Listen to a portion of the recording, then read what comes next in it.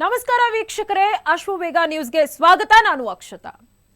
Sensational news ಈಗ ಏನ್ ನಡೀತಾ ಇದೆ ಅಂತ ಹೇಳಿ ನಮಗೆಲ್ಲರಿಗೂ ಕೂಡ ಗೊತ್ತು. ರಾಜ್ಯ ರಾಜಕಾರಣ ಅಂತಾನೆ ಹೇಳ್ಬೋದು ಅಥವಾ ಇಡೀ ರಾಷ್ಟ್ರ ಅಂತಾನೆ ಆಲೋಚನೆ ಮಾಡಿದ್ರು ಸಹ ತಪ್ಪೇನಿಲ್ಲ. ಯಾಕಂತಂದ್ರೆ ಮಾಜಿ ಮುಖ್ಯಮಂತ್ರಿಗಳಾಗಿರುವಂತಹ ಜಗದೀಶ್ ಶೆಟ್ಟರ್ ಅವರು ಈಗಾಗಲೇ ನಿಮಗೆಲ್ಲ ಗೊತ್ತೇ ಇದೆ, ಅವರು ಕಾಂಗ್ರೆಸ್ ಪಕ್ಷವನ್ನ ತೊರೆದು ಬಿಜೆಪಿಗೆ ಬಂದಿದ್ದಾರೆ. ಖಂಡಿತ ಇದು ಪ್ರಶ್ನೆ ಮಾಡ್ತಾ ಇದೆ ನನಗೆ. ಇವತ್ತಿನ ಈ ವಿಡಿಯೋದಲ್ಲಿ ಪ್ರತಿಯೊಂದು ವಾಕ್ಯ ಕೂಡ ಜಗದೀಶ್ ಶೆಟ್ಟರ್ ಅವರಿಗೆ ಪ್ರಶ್ನೆ ಆಗಿರುತ್ತೆ. ನಾವು ಒಂದು ಬಾರಿ ಜಗದೀಶ್ ಶೆಟ್ಟರ್ ಅವರ ಇತಿಹಾಸವನ್ನ ಮೆಲುಕು ಹಾಕಿದ್ರೆ 30ರಿಂದ 40 ವರ್ಷ ಅಂದ್ರೆ 3ರಿಂದ 4 ದಶಕಗಳ ಕಾಲ ಬಿಜೆಪಿ ಅವರಿಗೆ ಒಂದು ಸ್ಥಾನಮಾನ ಕೊಟ್ಟಿತ್ತು, ಗೌರವ ಕೊಟ್ಟಿತ್ತು, ಅಧಿಕಾರ ಕೊಟ್ಟಿತ್ತು. ಇದೆಲ್ಲ ಇದ್ರೂ ಸಹ ಚುನಾವಣೆಯಲ್ಲಿ ಅವರಿಗೆ ಟಿಕೆಟ್ ಸಿಕ್ಕಿಲ್ಲ ಅನ್ನುವ ಒಂದೇ ಒಂದು ಕಾರಣಕ್ಕೆ ಏನೇನೋ ರೀಸನ್ಗಳ ಕೊಟ್ಟು ಏನೇನೋ ಕಥೆ ಹೇಳಿ ಎಲ್ಲಾ ಟಿವಿ ಚಾನೆಲ್ಗೂ ಏನೇನೋ ಇಂಟರ್ವ್ಯೂಸ್ಗಳನ್ನ ಕೊಟ್ಟು ಬಿಜೆಪಿಗೆ ತೆಗಳಿ ಸಡನ್ ಆಗಿ ಕಾಂಗ್ರೆಸ್ಸಿಗೆ ಜಂಪ್ ಆದ್ರು. ಕಾಂಗ್ರೆಸ್ಸಿಗೆ ಜಂಪ್ ಆದ ತಕ್ಷಣ ಬಹಳಷ್ಟು ಟಿವಿ ಚಾನೆಲ್ಗಳು ಅವರಿಗೆ ಇಂಟರ್ವ್ಯೂ ಮಾಡ್ತಾರೆ. ಆಗ ಹೇಳಿದ್ದೇನು, ಇಷ್ಟು ದಿನ ಅಲ್ಲಿ ಇದ್ದವರು ಯಾಕೆ ಈಗ ನೀವು ಬಿಜೆಪಿ ಬಿಟ್ರಿ ಅಂತ ಕೇಳಿದಾಗ ಅವರು ಹೇಳಿರುವಂತಹ ಉತ್ತರ ಹೇಗಿದೆ ನೋಡಿ. ಸ್ಥಾನಮಾನಕ್ಕಿಂತ ಹೆಚ್ಚಾಗಿ ಸೆಲ್ಫ್ ರೆಸ್ಪೆಕ್ಟ್ ಮುಖ್ಯ ಆಗುತ್ತೆ. ನನಗೆ ಸೆಲ್ಫ್ ರೆಸ್ಪೆಕ್ಟ್ ಸಿಕ್ಕಿಲ್ಲ, ಬಿಜೆಪಿಯಲ್ಲಿ ಇಷ್ಟು ದಿನ ಕೆಲಸ ಮಾಡಿದ್ರು ಈಗ ನನಗೆ ಕಡೆಗಣಿಸಿದ್ದಾರೆ. ಹಾಗಾಗಿ ನಾನು ಅನ್ಕಂಡೀಷನಲಿ ಅಂದ್ರೆ ಯಾವುದೇ ಕಂಡೀಷನ್ ನಾನು ಹಾಕಿಲ್ಲ ಕಾಂಗ್ರೆಸ್ನವರಿಗೆ. ಹಾಗಾಗಿ ವಿದೌಟ್ ಎನಿ ಕಂಡೀಷನ್ ನನಗೆ ಈ ಸೀಟ್ ಬೇಕು, ಈ ಸ್ಥಾನ ಬೇಕು, ಈ ಗೌರವ ಬೇಕು ಅನ್ನುವಂಥದ್ದು ಏನೂ ಕೇಳದೆ ಕಾಂಗ್ರೆಸ್ ಪಕ್ಷಕ್ಕಾಗಿ ನಾನು ದುಡಿತೀನಿ ಅಂತ ಹೇಳಿ ಕಾಂಗ್ರೆಸ್ ಪಕ್ಷಕ್ಕೆ ಹೋದವರು. ಕಾಂಗ್ರೆಸ್ ಪಕ್ಷಕ್ಕೆ ಹೋಗಿ 8 ತಿಂಗಳ ಕಾಲ ಅಲ್ಲೇ ಇದ್ರು. ಅವರ ಗ್ಯಾರಂಟಿ ಯೋಜನೆಗಳ ಬಗ್ಗೆ ನಿಮಗೂ ಗೊತ್ತಿದೆ, ನಮಗೂ ಗೊತ್ತಿದೆ. ಎಷ್ಟೊಂದು ಹಾಡಿ ಹೊಗಳಿದ್ರು ಅಂತ ಗೊತ್ತು. ಕಾಂಗ್ರೆಸ್ ಗ್ಯಾರಂಟಿಗಳ ಬಗ್ಗೆ ಹೇಳಿದ್ರು.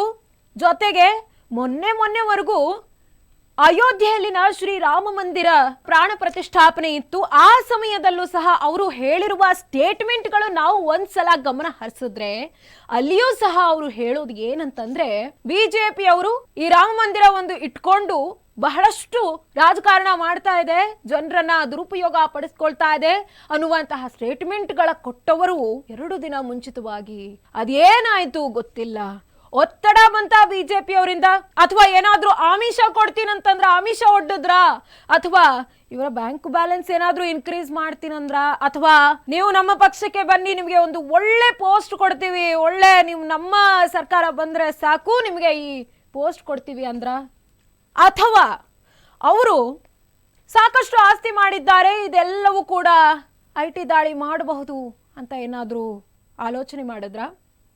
ಸಾಕಷ್ಟು ಪ್ರಶ್ನೆಗಳು ಇಡೀ ಕರುನಾಡಿನ ಜನತೆಗೆ ಜೊತೆಗೆ ಭಾರತೀಯರಿಗೆ ಖಂಡಿತವಾಗಿಯೂ ಕೂಡ ಸಂಚಲನ ಗೊತ್ತು, ರಾಜಕೀಯ ನಿಂತು ನೀರಲ್ಲ ಅದು ಸಹ ಗೊತ್ತು. ಆದ್ರೆ ಈ ರೀತಿಯಾಗಿ ಒಬ್ಬ ವ್ಯಕ್ತಿ 4ರಿಂದ 5 ದಶಕಗಳ ಕಾಲ ಒಂದು ಪಕ್ಷಕ್ಕೆ ಸೇರಿದವನು ನೇರವಾಗಿ ಒಂದೇ ಒಂದು ಟಿಕೆಟ್ ಸಿಕ್ಕಿಲ್ಲ ಅನ್ನುವ ಕಾರಣಕ್ಕೆ ಬೇರೆ ಪಕ್ಷಕ್ಕೆ ಹೋಗ್ತಾರಲ್ಲ, ಇದು ಎಷ್ಟು ನ್ಯಾಯ? ಆಮೇಲೆ ಅಲ್ಲಿ ಅವರಿಗೆ ಈಗ ಏನ್ ಹೇಳಿದ್ರು, ಯಾಕೆ ನೀವು ಬಿಜೆಪಿಗೆ ಹೋದ್ರಿ ಜಗದೀಶ್ ಶೆಟ್ಟರ್ ಅವರೇ, ಯಾಕೆ ಹೋದ್ರಿ ನೀವು ಬಿಜೆಪಿಗೆ? ಯಾಕೆ ನಿಮಗೆ ಕಾಂಗ್ರೆಸ್ ಒಳ್ಳೆ ಸ್ಥಾನ ಕೊಟ್ಟಿರ್ಲಿಲ್ವಾ, ಗೌರವ ಕೊಟ್ಟಿರ್ಲಿಲ್ವಾ? ಇಲ್ಲಿ ಏನಾದ್ರೂ ಸೆಲ್ಫ್ ರೆಸ್ಪೆಕ್ಟ್ಗೆ ಧಕ್ಕೆ ಆಯ್ತಾ? ಈಗ ಕೊಡುವ ಉತ್ತರ ತುಂಬಾನೇ ವಿಭಿನ್ನವಾಗಿದೆ. ಏನಂತಾರೆ ಜಗದೀಶ್ ಶೆಟ್ಟರು ಅಂದ್ರೆ, ಅವ್ರು ಹೇಳ್ತಾರೆ ನನಗೆ ಕಾಂಗ್ರೆಸ್ ಏನು ಅನ್ಯಾಯ ಮಾಡಿಲ್ಲ, ನನಗೆ ಗೌರವ ಕೊಟ್ಟಿದೆ ಕಾಂಗ್ರೆಸ್, ಇದೆಲ್ಲವೂ ಕೂಡ ಹೇಳ್ತಾರೆ. ಆದ್ರೆ ಈಗ ನಾನು ರಾಷ್ಟ್ರ ಹಿತವನ್ನ ನೋಡ್ಬೇಕಾಗಿದೆ. ರಾಷ್ಟ್ರ ಹಿತಕ್ಕಾಗಿ ನಮ್ಮ ಪ್ರಧಾನಿಗಳು ಮತ್ತೊಮ್ಮೆ ಪ್ರಧಾನಿ ಆಗಬೇಕು. ಮತ್ತೊಮ್ಮೆ ಈ ಸಲ ಲೋಕಸಭಾ ಚುನಾವಣೆ ಆದ ಮೇಲೆ ನರೇಂದ್ರ ಮೋದಿ ಅವರೇ ಪ್ರಧಾನಿ ಆಗಬೇಕು.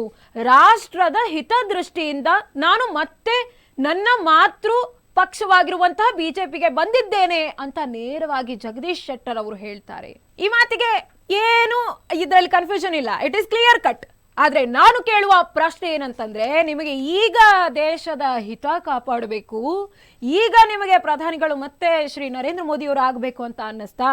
ಈ 8 ತಿಂಗಳು ಅನ್ನಿಸ್ಲಿಲ್ವಾ?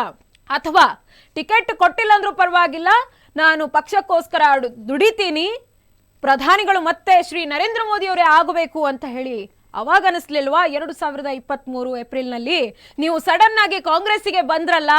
ಅದೇ ಕೊನೆಯದಾಗಿ ನಾನು ಒಂದಂತೂ ಹೇಳ್ತೀನಿ, ನಿಜ, ಯಾವ ಮನುಷ್ಯ 40 ರಿಂದ 50 ವರ್ಷ ಒಂದು ಸಂಸ್ಥೆಯಲ್ಲಿ ಒಂದು ಪಕ್ಷದಲ್ಲಿ ಕೆಲಸ ಮಾಡಿ ಒಂದೇ ಒಂದು ತಪ್ಪು ಕಂಡು ಹಿಡಿದು ಇನ್ನೊಂದು ಪಕ್ಷಕ್ಕೆ ಹೋಗ್ತಾರಂತಂದ್ರೆ ಇನ್ನೊಂದು ಪಕ್ಷದಲ್ಲಿ ಅವರು 40 ರಿಂದ 50 ವರ್ಷದ ಸಂಬಂಧ ಅವರು ಚುಟ್ಕಿಯಲ್ಲಿ ಕಳ್ಕೊಳ್ಳಿಕ್ಕೆ ರೆಡಿ ಇದ್ದಾರಂದ್ರೆ 8 ತಿಂಗಳ ಸಂಬಂಧ ಯಾವ ಲೆಕ್ಕಾರಿ?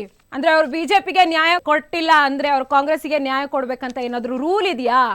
ಕಾಂಗ್ರೆಸ್ ಪಾರ್ಟಿ ಹೇಗಿದ್ರು ನಡೆಯುತ್ತೆ, ಅವರು ಸೆಕ್ಯುಲರ್ ಅಂತ ಹೇಳ್ಕೊತಾರೆ, ಇವ್ರದೊಂದು ಐಡಿಯಾಲಜಿ ಅವ್ರದೊಂದು ಐಡಿಯಾಲಜಿ. ಆದ್ರೆ ಹೀಗೆ ಜಂಪಿಂಗ್ ಸ್ಟಾರ್ ಆದ್ರೆ ಖಂಡಿತವಾಗಿಯೂ ಕೂಡ ಅವರ ಫಾಲೋವರ್ಸ್ ಅವರಿಗೆ ಪ್ರಶ್ನೆ ಮಾಡಬಹುದು. ಇವತ್ತಲ್ಲ ನಾಳೆ, ಇವತ್ತು ನಾವು ಪ್ರಶ್ನೆ ಮಾಡ್ತಾ ಇದ್ದೀವಿ. ಖಂಡಿತ ಕನ್ಫ್ಯೂಷನ್ ಕ್ರಿಯೇಟ್ ಮಾಡ್ತಾ ಇದ್ದಾರೆ, ನ್ಯೂಸ್ ಮೇಕರ್ ಆಗಿದ್ದಾರೆ ಮಾನ್ಯ ಮಾಜಿ ಸಿಎಂ ಜಗದೀಶ್ ಶೆಟ್ಟರ್ ಅವರು. ತಮಗೆಲ್ಲ ಹೇಳೋದಿಷ್ಟೇ, ಅಶ್ವವೇಗ ನ್ಯೂಸ್ನ ವತಿಯಿಂದ ಇನ್ನಷ್ಟು ರಾಜಕೀಯ ಬೆಳವಣಿಗೆಗಳು, ಅಸಾಮಾನ್ಯ ಬೆಳವಣಿಗೆಗಳು ಆಗಲಿವೆ. ಅದೆಲ್ಲದರ ಅಪ್ಡೇಟ್ಸ್ ಕೂಡ ಕೊಡ್ತಾ ಹೋಗ್ತೀವಿ.